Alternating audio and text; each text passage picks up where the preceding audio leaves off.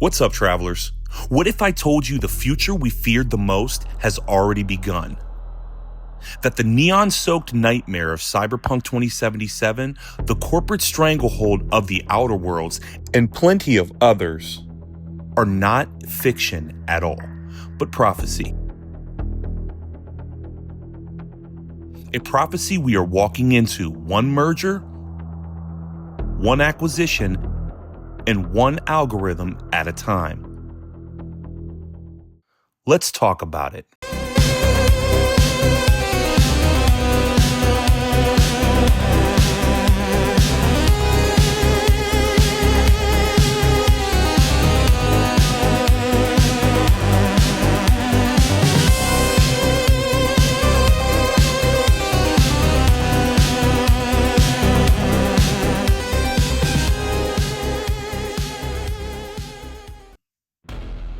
Every year, the world gets smaller. Not because of technology, but because of ownership. Companies devour each other in a frenzy of acquisition. Disney, Amazon, Google, Microsoft, Nestle. Every merger means fewer competitors, fewer choices, fewer voices, until all that's left are titans. Too big to fail, too big to fight, too big to care. At what point does competition start existing? At what point do we stop pretending we live in a free market? I'll let you make the assessment in the comments below. Corporations cannot stop themselves. By law, their duty is not to you, not to me, not to the world. Their only loyalty is to shareholders. Profit is God. Efficiency is the script. And humanity is just overhead to be cut.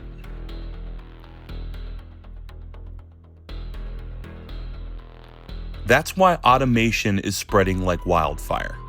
Why jobs are vanishing, replaced by machines, apps, and AI. Not because it's better for people, but because people cost money, and money is the only bottom line. Gateways to life itself are being bought, patented, and controlled. Imagine a world where drinking water is owned by a corporation, where seeds cannot be patented without paying a license fee, where the same companies that sell us poison also sell us the cure. The Outer World makes it a parody. Cyberpunk makes it neon. But both are whispering the same warning. When corporations control life itself, freedom is only an illusion.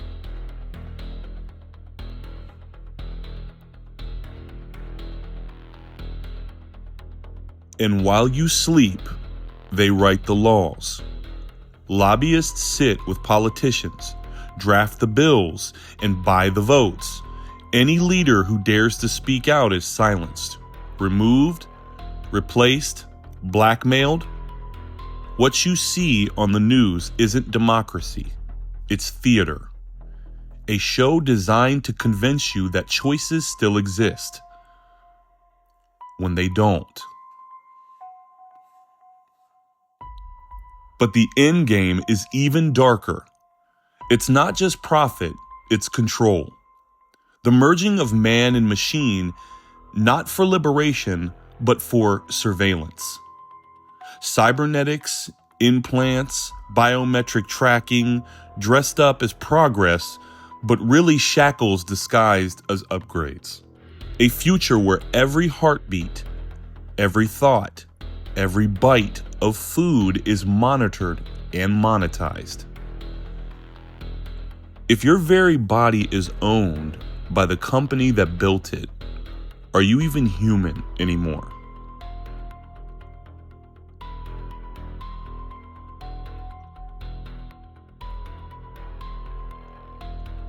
This is not about fiction. This is about trajectory. A future where corporations are gods. Governments are puppets and people are property. If we keep feeding the machine, if we keep trading freedom for convenience, safety, and shiny toys, then cyberpunk isn't a warning, it's a roadmap. How long before we wake up and realize we're already in Outer Worlds? Because think about it. In the Outer Worlds, corporations don't just sell you toothpaste and bullets. They own your very existence. Every conversation, every job, even your own death is stamped, packaged, and regulated. Sound familiar? We're not far from a world where your health, your food, even your identity is nothing more than a subscription service. And then there's BioShock. Remember walking through Rapture for the first time? That glittering city under the sea, built on the promise of complete and utter freedom. No gods, no kings, only a man. But the promise rotted from the inside out. Splicers chasing their next fix, ideology splitting the city in two, and one man's dream turning into a nightmare. How is that different from the way our society sells us limitless freedom while quietly draining us dry with addiction, debt, and division? Now compare that with a game like Control, a world where reality itself bends, reshapes, and glitches because the people in charge hide truths behind locked doors. The Bureau is obsessed with containing anomalies instead of confronting the bigger question. What does it mean that reality itself is shifting? Isn't that exactly what we see now? Governments, media, tech giants scrambling to contain new truths, rewriting reality through censorship, algorithms, and narratives. And if we stretch even further, let's go back to Cyberpunk 2077. The neon skyline is beautiful, but it's a tomb. People barter away their humanity for implants and digital highs while the corpos harvest what's left of their souls. Tell me that's not the same trajectory we're walking into. Trading time, privacy, and freedom for convenience, upgrades and entertainment, until there's nothing left but code. So when we ask, are we already in the Outer Worlds? Maybe the better question is, are we standing at the crossroads of all of them? A rapture built under capitalism's ocean? A bureau of control of truth? A night city where we mistake neon for heaven?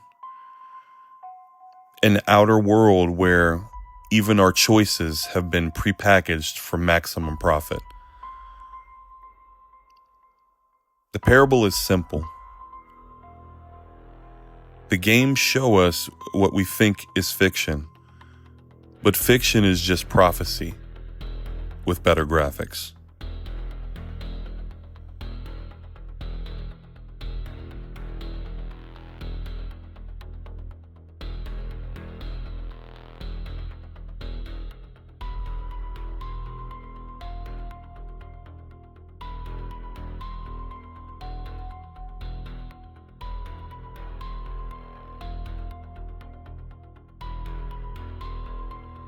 Leave a comment below, because silence is complicity. And in a world like this, silence is exactly what they want. It's important that we have a dialogue.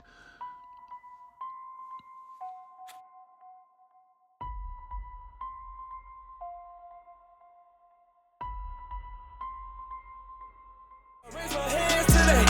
Can't do this on my own, so when your name I pray. Yeah.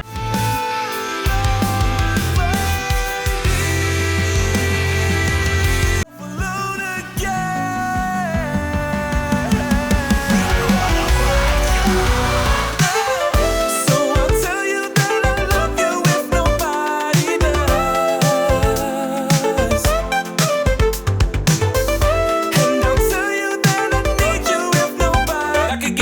up, I was sleeping people sick. And now I'm rocking you, Lord, they say only place for me.